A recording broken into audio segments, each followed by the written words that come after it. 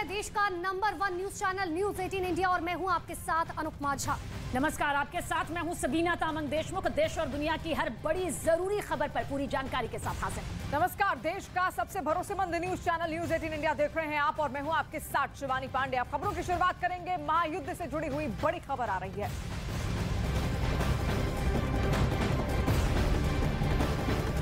तो यूक्रेन युद्ध से जुड़ी हुई इस वक्त की बड़ी खबर से शुरुआत करेंगे। रूस की खुफिया एजेंसियों से पुतिन बेहद नाराज हो गए हैं और पुतिन ने रूस की खुफिया एजेंसियों को गद्दारों, जासूसों और देशद्रोहियों की तलाश तेज करने के ऑर्डर दिए हैं। तो बड़ी जानकारी, नाराज हैं बेहद पुतिन। दरअसल खुफिया एजेंसियों से और गद्दार और जासूसों को तलाशने की खोज अब तेज कर दी गई है।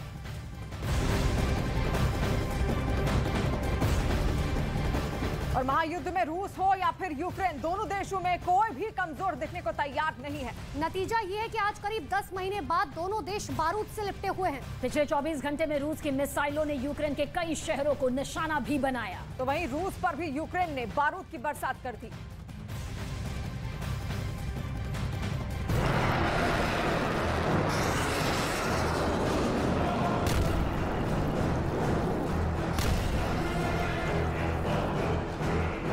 तस्वीर यूक्रेन का अतीत और आज है। तो अब जिद से शुरू जंग का भविष्य क्या है? भविष्य क्या है वो इस तस्वीर में देखिए।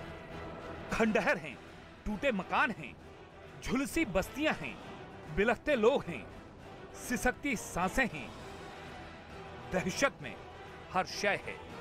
ये तस्वीर जो अपने आप में सैकड़ों सवालों का जवाब दे रही है। जगह है मारियोपोल, वो मारियोपोल जो रूस की मिसाइलों के बारूद से लिपट चुका है।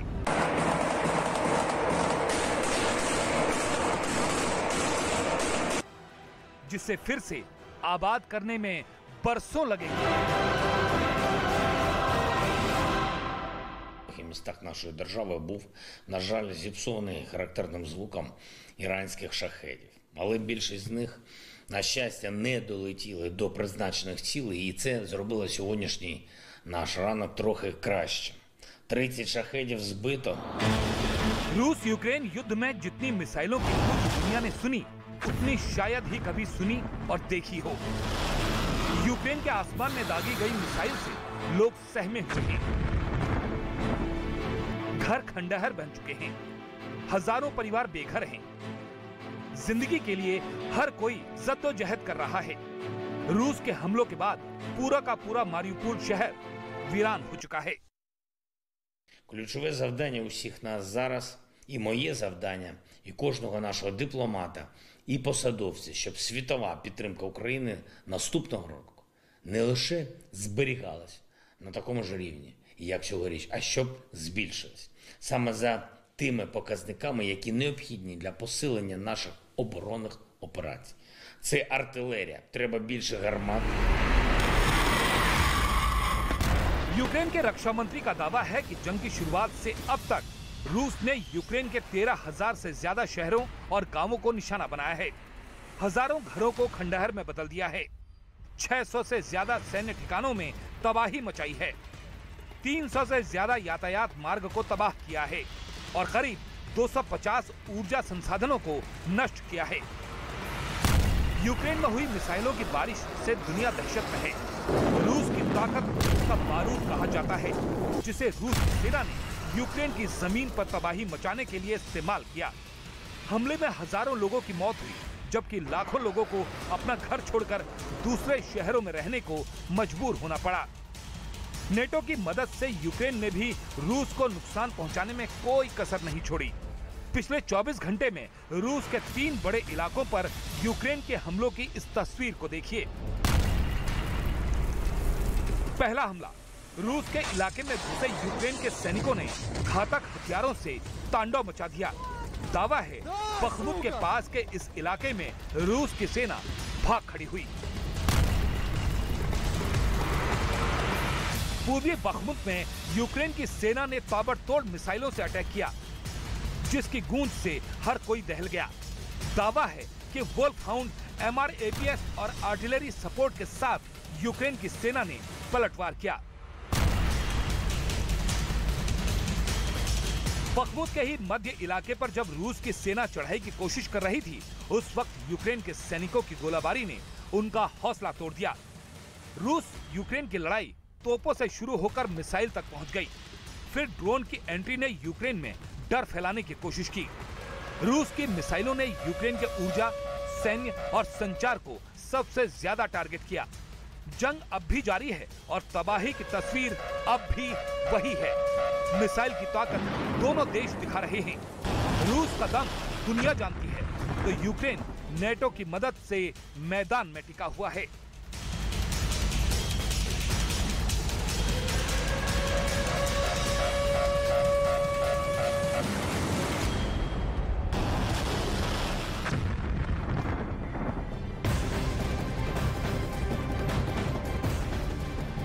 और केंद्रीय मंत्री स्मृति ईरानी पर कांग्रेस नेता अजय राय के विवादास्पद बयान का मामला अब तूल पकड़ता जा रहा है। अजय राय ने पहले अभद्र भाषा का इस्तेमाल किया और फिर माफी मांगने से भी इनकार कर दिया। और अब इस पूरे मामले को लेकर राष्ट्रीय महिला आयोग ने भी एक्शन लिया है। एनसीडब्ल्यू ने अजय राय को नोटिस जारी कर पेश होने का निर्देश दिया। स्मृति ईरानी केवल आती हैं, लटके झटके देकर चली जाती हैं। वो निश्चित तौर से गांधी परिवार की सीट है और रहेगी। राहुल गांधी निश्चित तौर से 2024 में वहाँ की कार्यकर्ताओं की मांग है। हम सब लोग ये निश्चित तौर से डिमांड करेंगे कि वो वहाँ पे चुनाव 24 में आके लड़े। कांग्रेस नेता अजय राय के इस बयान पर सियासी घमासान मच गया है। पूर्व विधायक और यूपी कांग्रेस के नेता ने विवादास्पद बयान दिया तो केंद्रीय मंत्री स्मृति ईरानी ने भी पलटवार करने में देर नहीं लगाई। उन्होंने ट्विटर पर लिखा, सुना है राहुल गांधी जी, आपने अपने किसी प्रांतीय नेता से अभद्र तरीके से 2024 में अमेठी से लड़ने की घोषणा करवाई है, तो क्या आपका अमेठी से लड़ना पक्का समझूं? दूसरी सीट पर तो नहीं भागेंगे, डरेंगे तो नहीं? इस ट्वीट में स्मृति ने राहुल और सोनिया गांधी को अपने स्त्री विरोधी गुंडों के लिए नए स्पीच राइटर ढूंढने की भी सलाह दी। इस पर राहुल गांधी की तरफ से कोई जवाब तो नहीं आया, लेकिन फिर से अजय राय ने पहले ट्वीट और बाद में कैमरे पर भी उन्हीं बातों को दोहराया जो उन्होंने एक दिन पहले देश की महिला और बाल विकास मंत्री और अमेठी से सांसद स्मृति ईरानी के लिए कही थी कि आप केवल आके लोगों को यहाँ बरगला कर लटके झटके देकर जा रही हैं, यही मैंने बोला है। कोई महिला का अपमान करने का मेरी मंशा नहीं रही। अजय राय के इस बयान पर बीजेपी ने जोरदार हमला बोला है। स्मृति जी ने लड़ के झगड़ के अमेठी से सामंती सियासत का सुपड़ा साफ किया है। अब जिस नेता ने लड़ के झगड़ के सामंती सियासत का सुपड़ा साफ किया है तो चंगू मंगुओं में के इसी तरह के शब्द सुनाई पड़ेंगे। अब इस प्रकार की ओछी बातें करना वो कांग्रेस के ही नेता कर सकते हैं। हर घर में माँ बहन है, माता बहन। भारत की संस्कृति में हमारी मातृवत, हम कितना नारी शक्ति का कितना सम्मान करते हैं, और इस प्रकार के नारी शक्ति के बारे में और एक माँ के बारे में इस प्रकार, बहन के बारे में इस प्रकार की बातें करना उनकी मानसिकता को ये दर्शाता है वो किस सोच के है। पिछले लोकसभा चुनाव में गांधी परिवार के गढ़ अमेठी से स्मृति ईरानी ने राहुल गांधी को हरा दिया था। अब एक बार फिर 2024 चुनाव की सुगबुगाहट तेज है, लेकिन अब की बार राहुल गांधी अमेठी से चुनाव लड़ेंगे या नहीं, इसे लेकर भी कयासों का बाजार गर्म है। हालांकि अजय राय ने राहुल के अमेठी से चुनाव लड़ने का दावा जरूर किया है। निश्चित तौर से राहुल गांधी वहां से चुनाव लड़ेगा और गांधी परिवार की सीट है वो। राहुल के अमेठी से चुनाव लड़ने की बात पर किसी को ऐतराज नहीं हो सकता, लेकिन अजय राय ने स्मृति ईरानी के लिए जिन अल्फाज का इस्तेमाल किया उन पर बीजेपी ने कड़ी आपत्ति जताई है।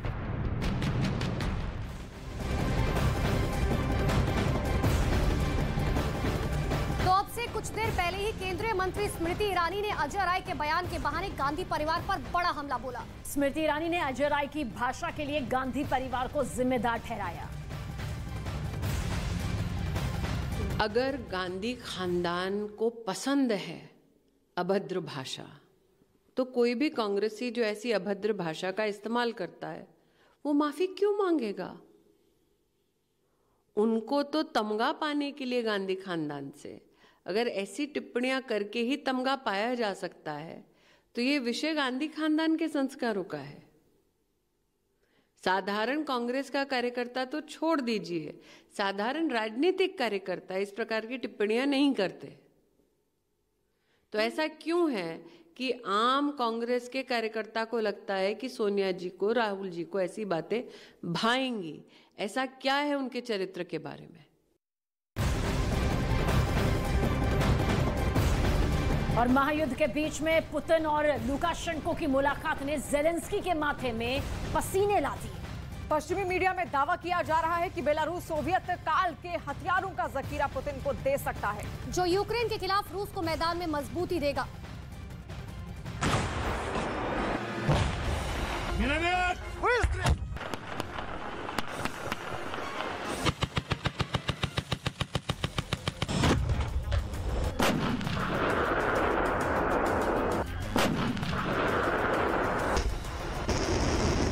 महायुद्ध भीषण होने वाला है।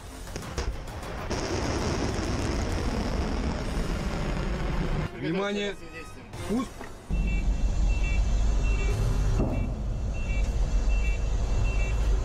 यूक्रेन में और भी मिसाइलों से तबाही देखने को मिल सकती है।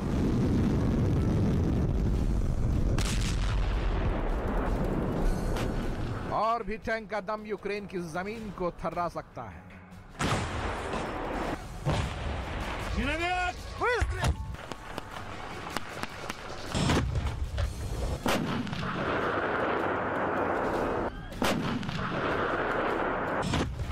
और भी गोलों की बरसात से कीव की जमीन को छलनी किया जा सकता है।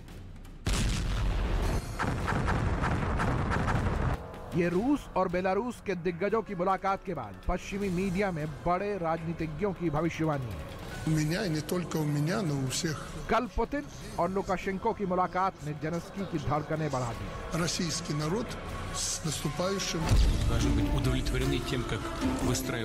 रूस के राष्ट्रपति व्लादिमीर पुतिन सोमवार को बेलारूस पहुंचे। पुतिन की बेलारूस यात्रा से युद्ध में रूस को और सैन्य मदद मिलने की उम्मीद जताई जा रही है। रूस ने फरवरी में जब यूक्रेन पर हमला किया था, तब बेलारूस ने रूस के सैनिकों को अपने यहाँ तैनात होने की इजाजत दी थी और युद्ध में हर तरह से मदद देने का भरोसा भी दिया था। आज 10 महीने बाद भी हालात वही है। रूस के साथ बेलारूस कंधे से कंधा मिलाए खड़ा है।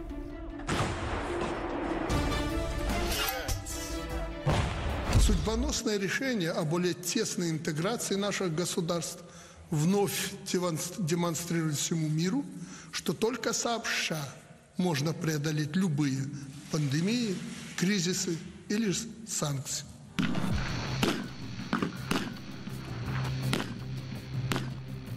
दावा किया जा रहा है कि बेलारूस के पास सोवियत युग के उन हथियारों का जखीरा है जिससे यूक्रेन के खिलाफ रूस को महायुद्ध में बढ़त मिल सकती है। इस लिहाज से पुतिन की ये यात्रा जेलेंस्की के लिए बड़े खतरे का इशारा कर रही है। खतरे का संकेत इसलिए ज्यादा है क्योंकि बेलारूस में करीब 20,000 रूस के सैनिक मौजूद हैं। रूस ने किंजल हाइपरसोनिक परमाणु मिसाइल को बेलारूस में तैनात कर रखा है। रूस की किंजल हाइपरसोनिक परमाणु मिसाइल को नाटो देश किलजॉय और रूसी ड्रैगर के नाम से बुलाते हैं।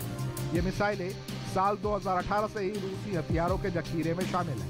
किंजल हाइपरसोनिक परमाणु मिसाइल की रेंज 2000 किलोमीटर तक है। महाविनाशक किंजल परमाणु मिसाइल में 1000 पाउंड के विस्फोटक या एक परमाणु बम लगाया जा सकता है। रूस की किंजल मिसाइल ध्वनि से 12 गुना रफ्तार से उड़ती है। एक बार इसके लॉन्च हो जाने के बाद उसे किसी रडार से पकड़ पाना या तबाह कर पाना लगभग असंभव है। पुतिन ने लुकाशेंको से इस युद्ध के जरिए बड़े बदलाव की बात कही। पुतिन का मानना है कि बदलाव बेहतरी के लिए है, लेकिन निश्चित तौर पर पुतिन का ये इशारा वर्ल्ड ऑर्डर की तरफ है। Связанные с военно-техническим взаимодействием. И это не только взаимные какие-то поставки, но, на мой взгляд, что чрезвычайно важно, это совместная работа, разработки и кооперация в этой сфере, в том числе и по развитию высокотехнологичных отраслей производства.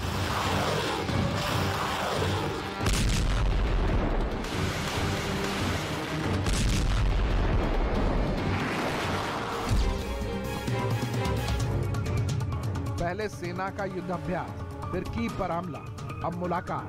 खतरे का ये ट्रायंगल महायुद्ध को विश्व युद्ध की तरफ धकेल रहा है। पहले रूस के निशाने पर सिर्फ यूक्रेन था, लेकिन यूक्रेन को लगातार मिल रही मदद ने यूक्रेन के साथियों को भी रूस का दुश्मन बना दिया। बेलारूस के बारूदी गोदाम से अगर हथियारों का बड़ा जखीरा पुतिन के गोदाम का दम बढ़ाता है, तो ये युद्ध के मैदान में डटे दोनों देशों में बारूदी बवंडर उठाने का काम करेगा।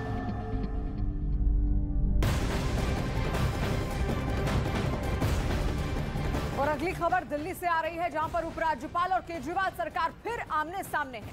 अब की बार मामला सरकारी पैसे से सियासी विज्ञापन का है, जिसे लेकर एलजी ने आम आदमी पार्टी को 15 दिनों में 97 करोड़ रुपए सरकारी खजाने में जमा कराने को कहा। लेकिन आम आदमी पार्टी ने इस ऑर्डर को मानने से इनकार कर दिया।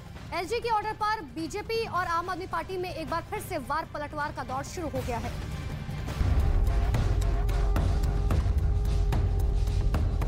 दिल्ली में एलजी वर्सेस आप का नया राउंड। 97 करोड़ की वसूली पर घमासान। उस ऑर्डर की कोई कीमत नहीं है, उसकी कोई लीगैलिटी नहीं है, उनके पास वो पावर ही नहीं है कि वो इस तरीके के ऑर्डर दे दें। सरकारी पैसा और प्रचार आम आदमी पार्टी का, और ये खाली दिल्ली में नहीं हुआ, पंजाब में भी सैकड़ों करोड़ रुपया इसी तरह, गुजरात हिमाचल में उन्होंने अपनी पार्टी के लिए, अपने सिंबल के लिए खर्च किया, और वो पैसा सरकारी खजाने का है। दिल्ली की केजरीवाल सरकार और उपराज्यपाल में टकराव का नया दौर शुरू हो गया है। वजह है आम आदमी पार्टी से 97 करोड़ से ज्यादा की राशि की वसूली का ऑर्डर। एलजी विनय कुमार सक्सेना ने आम आदमी पार्टी से ब्याज समेत 97 करोड़ रुपए वसूलने का आदेश दिया है। उपराज्यपाल ने सुप्रीम कोर्ट के आदेशों का हवाला देकर 15 दिनों के अंदर ये पैसे सरकारी खजाने में जमा करने का आदेश दिया है। दिल्ली सरकार पर सरकारी विज्ञापन के रूप में सियासी विज्ञापन प्रकाशित करने का आरोप है। एलजी ने अपने ऑर्डर में दिल्ली सरकार की विज्ञापन एजेंसी शब्दार्थ को निजी व्यक्तियों के बजाय सरकारी अधिकारियों के हवाले करने का भी निर्देश दिया है। लेकिन आम आदमी पार्टी ने इस ऑर्डर को मानने से साफ इनकार कर दिया। उसने एलजी पर बीजेपी के कहने पर आदेश जारी करने और इसे एमसीडी में चुनावी हार की खींच करार दिया है। बीजेपी को एमसीडी के अंदर रिजेक्ट कर दिया गया, और इनकी लाख कोशिशों के बाद भी आम आदमी पार्टी भारत की तीसरी राष्ट्रीय पार्टी बन गई, 10 सालों में बन गई। इन्होंने ईडी, सीबीआई सब कुछ कर लिया, तंत्र मंत्र, टोना टोटका सब किया, मगर हम बन गए, तो ये सिर्फ खिसियाहट है। जबकि बीजेपी ने आम आदमी पार्टी पर विज्ञापनों की आड़ में बड़ी बेईमानी का आरोप लगाया है। मैं धन्यवाद करता हूं एलजी साहब का, और अगर ये सारे आंकड़े अब तक के चुनाव तक कर देखे जाएंगे तो मुझे लगता है 500-600 करोड़ रुपए आम आदमी पार्टी को, जो उन्होंने अपनी पार्टी के लिए प्रचार पे खर्च किया, इतना पैसा जमा कराना होगा। इसलिए ये कट्टर बेईमान पार्टी। वहीं आम आदमी पार्टी ने भी दूसरी राज्य सरकारों के दिल्ली के अखबारों में विज्ञापन देने पर सवाल उठाए। बड़ी बात ये भी कि उपराज्यपाल के ऑर्डर में केजरीवाल सरकार की विज्ञापन नीति पर बेहद गंभीर आरोप लगाए गए हैं। मसलन प्रोजेक्ट की लागत से ज्यादा विज्ञापनों पर खर्च। एलजी के ऑर्डर के अंत में सिर्फ 9 साल में ही केजरीवाल सरकार पर विज्ञापनों पर 3787% ज्यादा खर्च करने का जिक्र है।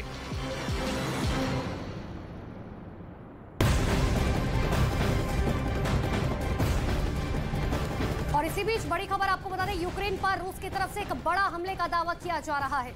और दावा किया जा रहा है कि रूस बड़ा हमला यहां पर कर सकता है और इस बड़े हमले के लिए अपने सैनिकों को ट्रेनिंग भी दे रहा है। और बताया जा रहा है कि इस बार कीव पर पहले से कहीं ज्यादा मिसाइलें दागी जा सकती हैं।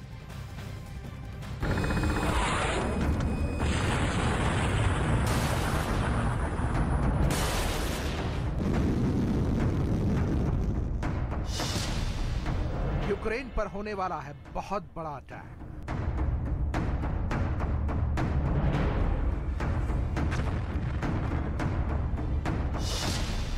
क्या कादिरोव को मिला नया टारगेट? महायुद्ध में होने वाली है बेलारूस की एंट्री।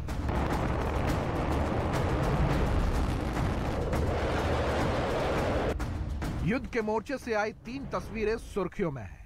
एक तस्वीर है पुतिन और बेलारूस के राष्ट्रपति अलेक्जेंडर लुकाशेंको की मुलाकात की।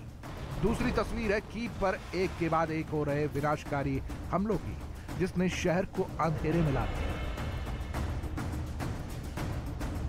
और तीसरी तस्वीर है चेचन्या की फौज की, जो फिर एक्टिव मोड में आ गई है और यूक्रेन के ठिकानों पर कहर बरसा रही है। इन तस्वीरों को तफसील से आपको दिखाएंगे, लेकिन जिस बड़ी खबर का दावा किया जा रहा है वो पहले आपको बताते हैं।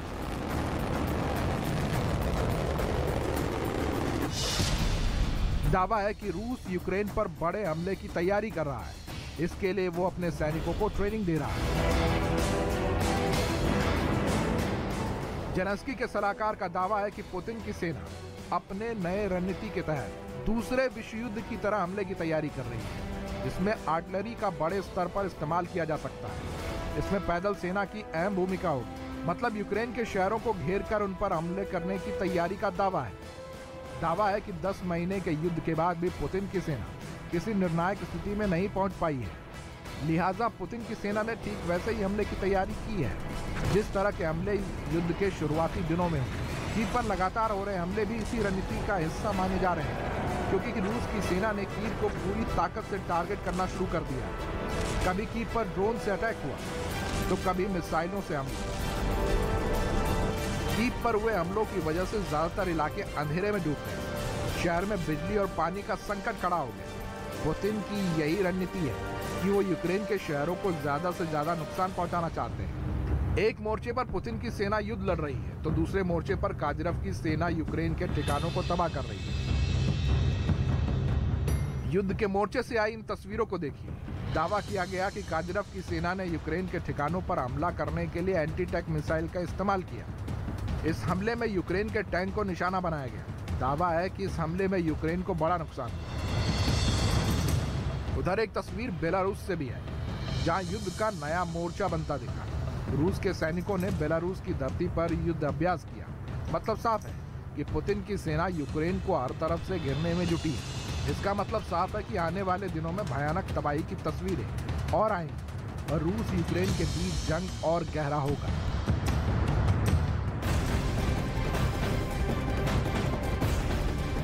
व्लादिमीर पुतिन का सबसे वफादार जनरल रमजान कादिरोव फिर से एक्शन मोड में नजर आ रहा है और खूंखार चेचन कमांडर अब की बार मजहबी चोला ओढ़कर सामने आया है। कादिरोव ने मुसलमानों से ज़ेलेंस्की के खिलाफ पुतिन का साथ देने की अपील की है। कादिरोव एक नए गोलीकांड की साजिश भी रच रहा है। ये वही कादिरोव है जिसने पुतिन को परमाणु बम गिराने की सलाह दी थी।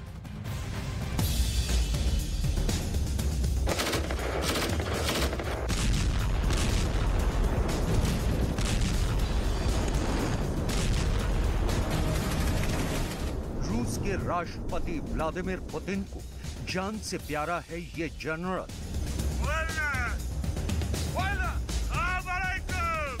पुतिन के वफादारों की लिस्ट में पहला नंबर इसका ही है। पुतिन के सारे टॉप सीक्रेट का राजदार है ये जनरल। पुतिन का राइट हैंड, जिसका नाम दहशत का पर्याय है। चेचन्या से कादिरोव की सेना की रवानगी भर दुश्मन को सोचने पर मजबूर कर देती है। वही रमजान कादिरोव, चेचन लड़ाका, चेचन्या का सर्वे सर्वा, पुतिन का खासम खास।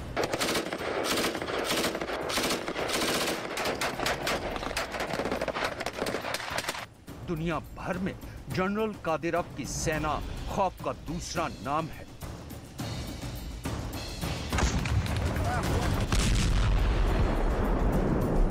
जनरल कादिरोव अपने 2 बेटों को जंगे मैदान में उतार चुका है।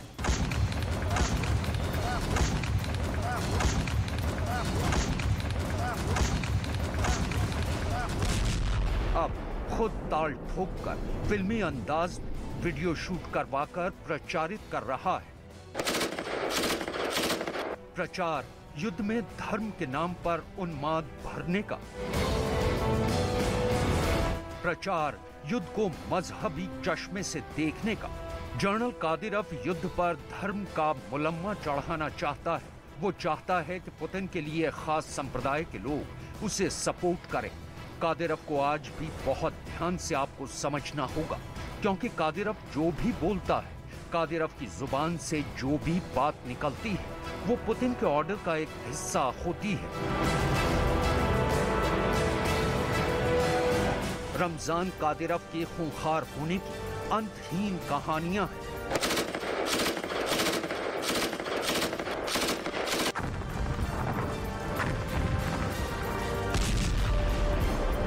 और इसके साथ जो दूसरा सच है वो ये कि वो किसी भी युद्ध का नायक नहीं है, खलनायक रहा है।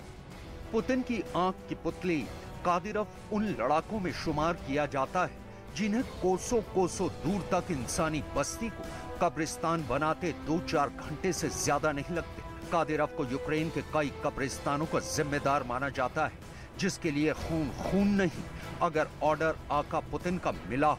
ये कादिरोव अब धर्म के नाम पर मुसलमानों को भड़का रहा है।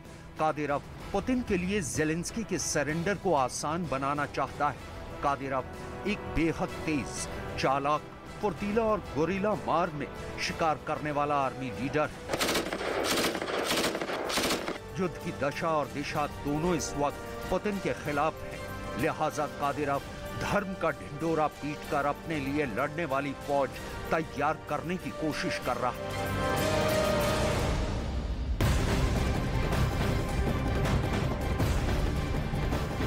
और छपरा में शराब कांड के बाद बिहार के अलग अलग जिलों में प्रशासन ने छापेमारी की है। छपरा, सिवान, बगहा समेत कई जिलों में प्रशासन ने अवैध शराब जब्त की। बिहार में शराब कांड पर हंगामा मचा है। छपरा में जहरीली शराब पीने से 80 से ज्यादा लोगों की मौत हो चुकी है। अब बिहार की पुलिस और प्रशासन हरकत में आए हैं और बिहार के अलग अलग जिलों में ताबड़तोड़ छापेमारी की गई। सिवान में पुलिस की बड़ी कार्रवाई हुई। अवैध रूप से चल रही शराब फैक्ट्री का भंडाफोड़ हुआ है। पुलिस ने 250 लीटर अवैध शराब जब्त की है। शराब बनाने का साजो सामान भी जब्त किया गया है। शराब कांड में पुलिस ने एक शराब तस्कर समेत 3 लोगों को गिरफ्तार कर लिया है और सभी आरोपियों से पूछताछ की जा रही है। बिहार के बगहा में भी पुलिस का एक्शन तेजी से जारी है। रामनगर इलाके में अवैध ठिकानों पर छापेमारी के दौरान महिलाओं ने प्रशासन के लोगों पर ही हमला बोल दिया। पुलिस और प्रशासन पर पत्थरबाजी की गई। इस हमले में 2 पुलिस वाले घायल हो गए। टोली में जो भी शराब कारोबारी लेडीज सब है, सब हमला कर दी है। रोड़ा, पत्थर, ईटा, शीशा। जो कितने लोग घायल हुए? घायल हुए लगभग LTF के 2-4 फोर्स है, उनको चोट लगा है। गाड़ी भी क्षतिग्रस्त हुआ है। गाड़ी भी पूरा क्षतिग्रस्त कर दिया है। रामनगर इलाके में बड़े पैमाने पर अवैध शराब बनाई जा रही थी और लोगों को ये जहरीली शराब धड़ल्ले से पिलाई जा रही थी। पुलिस ने 2 महिलाओं को हिरासत में लेकर पूछताछ शुरू कर दी है। जहरीली शराब कांड के बावजूद छपरा में अवैध शराब का धंधा बदस्तूर जारी है। बिहार पुलिस की छापेमारी में अवैध शराब का जखीरा बरामद हुआ है। अवैध शराब जमीन में छुपा कर रखी गई थी। पुलिस ने हजारों लीटर अवैध शराब को नष्ट कर दिया है। और ये एक सोशल ये है, इसमें हर आदमी को जागरूक होना पड़ेगा कि वो हम लोग हर पब्लिक से भी अपील कर रहे हैं कि आप शराब ना पिएं, क्योंकि ये जहरीला हो सकता है और आपकी इससे जान भी जा सकती है। लगातार ये सोशल हम लोग का अवेयरनेस भी चला रहे हैं। बिहार के बेगूसराय में पुलिस और प्रशासन की छापेमारी जारी है। प्रशासन की साझा कार्रवाई में एक ट्रक से भारी तादाद में विदेशी शराब जब्त हुई है। पुलिस ट्रक ड्राइवर को हिरासत में लेकर पूछताछ कर रही है। 4 दिन के भीतर इतनी बड़ी मात्रा में विदेशी शराब मिलने से पुलिस प्रशासन पर सवाल खड़े हो रहे हैं। बिहार में शराबबंदी के बावजूद धड़ल्ले से शराब पहुंच भी रही है और बिक भी रही है। शराब माफियाओं में प्रशासन का खौफ जरा भी नहीं है। यही वजह है कि बिहार में शराब कांड में मरने वालों की संख्या लगातार बढ़ती जा रही है।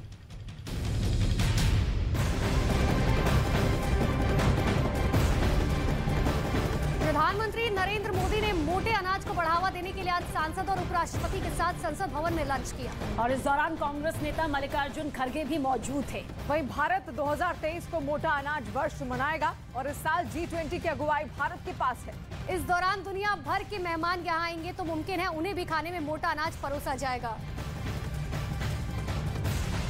तो G20 की अध्यक्षता यहाँ पर भारत को मिली है और ऐसे में मोटे अनाज को पेश किया जाएगा, मोटा अनाज ही परोसा जाएगा G20 की अध्यक्षता के दौरान।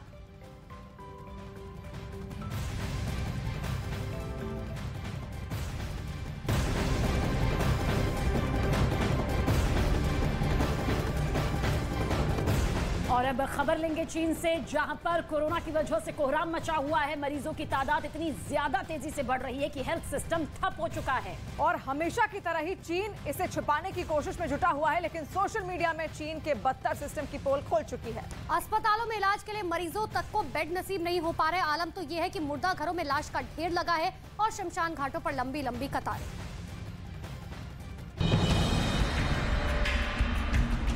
जमीन पर लाशों का अंबार लगा है। जमीन पर, बेड पर, हर जगह लाश ही लाश। आलम यह है कि शव रखने की जगह कम पड़ गई है। मंजर चीन के हेनान प्रांत का है। वहां शिनजियांग शहर में कोरोना ने ऐसा कहर बरपाया कि मुर्दाघरों में शवों का ढेर लग चुका है। वीडियो सोशल मीडिया में वायरल है। दावा किया जा रहा है कि ऐसे हालात चीन के किसी एक शहर में नहीं हैं, बल्कि हर शहर का मंजर कुछ ऐसा ही है। चीन में कोरोना की ऐसी खतरनाक लहर लौटी कि अस्पतालों में बेड कम पड़ गए हैं। ऐसे में तमाम मरीजों को हॉस्पिटल की जमीन ही नसीब है। सोशल मीडिया के जरिए सामने आए वीडियो में आप देख सकते हैं कि 2 बेड के बीच जरा सी जगह नहीं है। अगर जगह है भी तो जमीन पर कोई न कोई मरीज लेटा है। हालात ऐसे हैं कि वहां कोई ठीक से खड़ा तक नहीं हो सकता।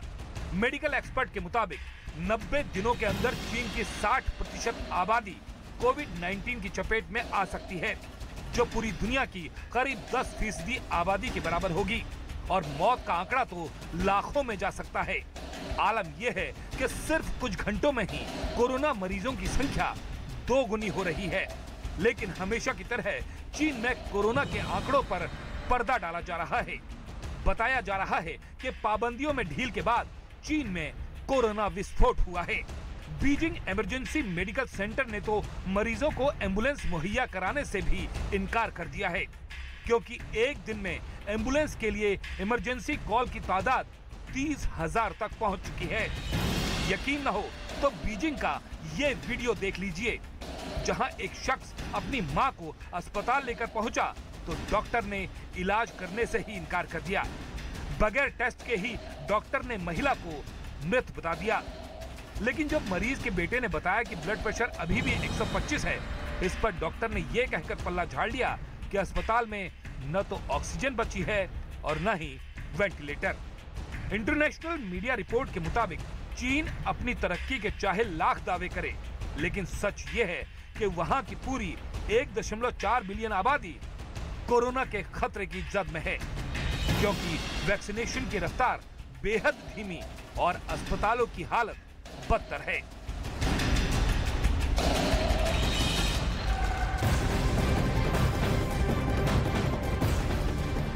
और अब खबर राजस्थान के जालौर शहर से है, जहां पर सिर्फ 300 रुपए टोल बचाने के लिए एक आदमी की जान पर आफत आ गई। टोल कर्मी ने जब कार सवार से टोल टैक्स मांगा तो कार सवार ने गाड़ी टोल कर्मी पर चढ़ा दी। इस हादसे के बाद अब टोल कर्मी की हालत गंभीर बनी हुई है। जालौर पुलिस ने बताया कि कार चालक की तलाश तेजी से जारी है।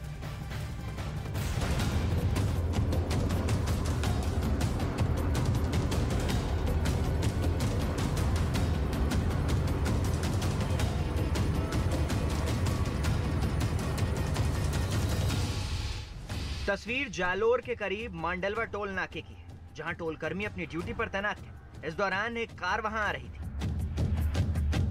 टोल कर्मी ने टोल को ब्लॉक करने के लिए डंडा लगाया ताकि टोल के रुपए ले सके।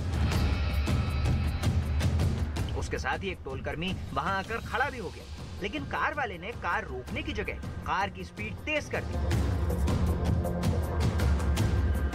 कार जब डंडे से टकराई तो टोल कर्मी डर के मारे वहां से हट गया।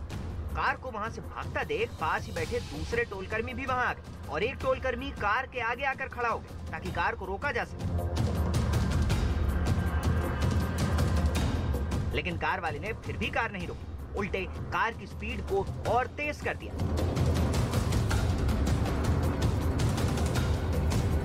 आखिरकार वाहन ने टोल कर्मी को चपेट में ले लिया। कार चालक ने कार दौड़ा दी। कुछ दूरी पर जाकर कार बंद हो गई तो टोल कर्मी को कार के नीचे ही फंसा छोड़कर कार चालक वहां से भाग गया।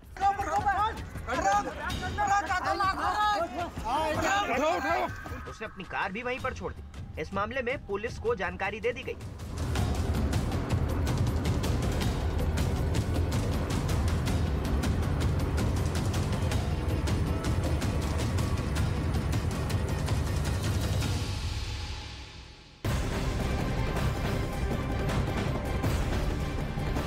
जम्मू कश्मीर के शोपियां में सुरक्षा बलों को बड़ी कामयाबी हाथ लगी है। सुरक्षा बलों ने मुठभेड़ में 3 आतंकियों को ढेर कर दिया। शोपियां में सुरक्षा बलों को आज बड़ी कामयाबी मिली।